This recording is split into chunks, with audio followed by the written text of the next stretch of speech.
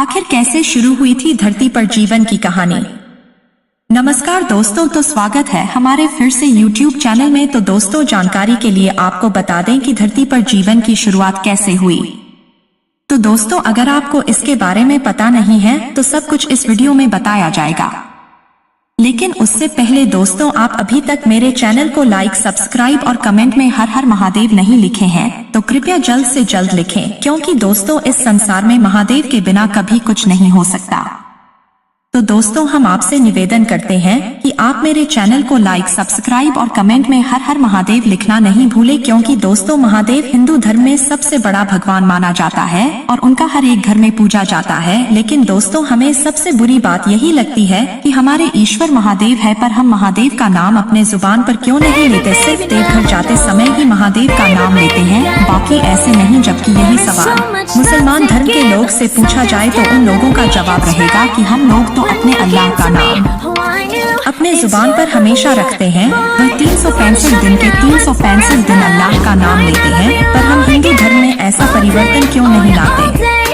तो दोस्तों, हम आपसे गुजारिश करती हूँ कि आपको हर हर महादेव बोलने में शर्म आता होगा, अपने आप को भेज दो महसूस करते होंगे तो आप कमेंट बॉक्स में हर हर महादेव अवश्य लिख सोचते हैं कि क्या इस विशाल ब्रह्मांड में और कहीं जीवन है।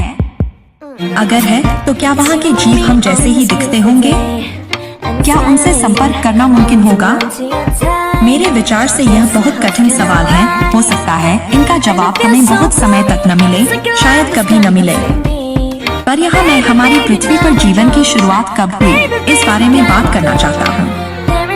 धरती की उम्र कुछ 450 करोड़ साल के आसपास अनुमानित है। कहते हैं कि मानवीय मस्तिष्क समय और अंतरिक्ष की विशालता की कल्पना करने में संघर्ष करता है। इन 450 करोड़ साल में जीवन की शुरुआत कब हुई? अगर जीवन की शुरुआत तक पहुंचना आसान था तो पृथ्वी की स्थापना के जल्दी बाद ही जीवन शुरू हुआ होगा। लेकिन अगर जीवन की शुरुआत तक पहुंचने का सफर कठिन रहा होगा तो पृथ्वी पर जीवन शुरू होने में काफी समय लगा होगा। आज हम जानते हैं कि जीवन की शुरुआत लगभग 400 करोड़ साल पहले हुई थी।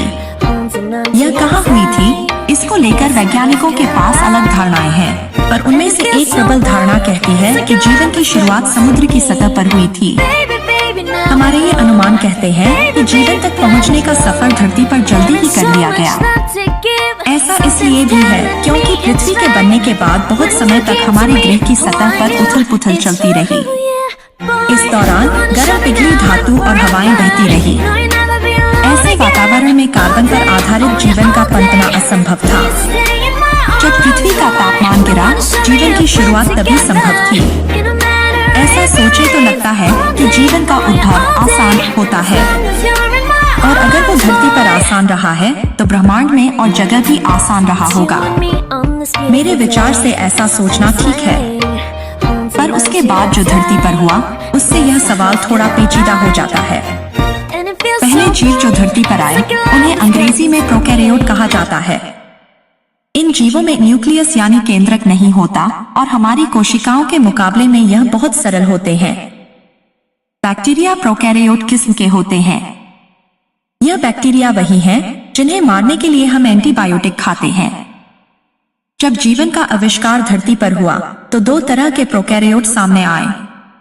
एक का नाम बैक्टीरिया है और दूसरे का आर्कियाडॉट। यह दो किस्म की कोशिकाएं सरल होती हैं और 400 करोड़ साल पहले धरती पर आकर इन्हीं दोनों का धरती पर बोलबाला रहा। ऐसा लगभग 200 करोड़ साल तक चला। इतने लंबे अंतराल के बाद एक आर्किया ने एक बैक्टीरिया को अपने अंदर समा लिया। यह घटना कब और कैसे हुई इस पर आज भी अनुसंधान जारी है और इस प्रसंग की बारीकियां हम आज नहीं जानते हैं, पर इस एक घटना ने धरती पर जीवन का रुख बदल दिया। आर्किया के अंदर बैक्टीरिया जाने से एक यूकेरियोट कोशिका पैदा हुई।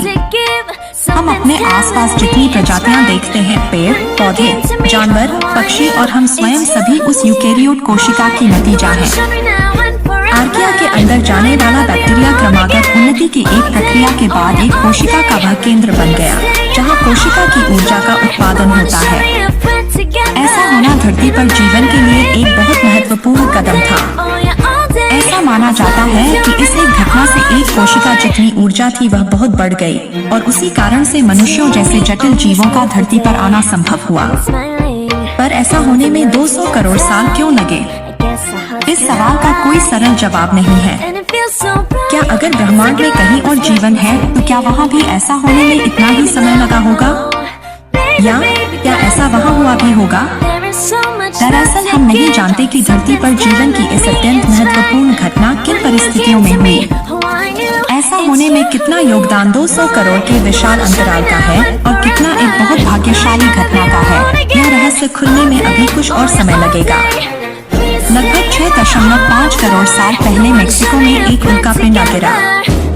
उसके गिरने से धरती पर जो प्रलय आई, उससे जो तबाही हुई, उसका एक शिकार डायनासोर भी थे। नतीजा यह हुआ कि डायनासोर धरती से लुप्त हो गए। उनके लुप्त होने से धरती पर दबदबा बनाए रखने वाली एक प्रजाति गायब हो गई। इसी कारण और प्रजातियों को मौका मिला कि वह अपना प्रभाव जमा सकें।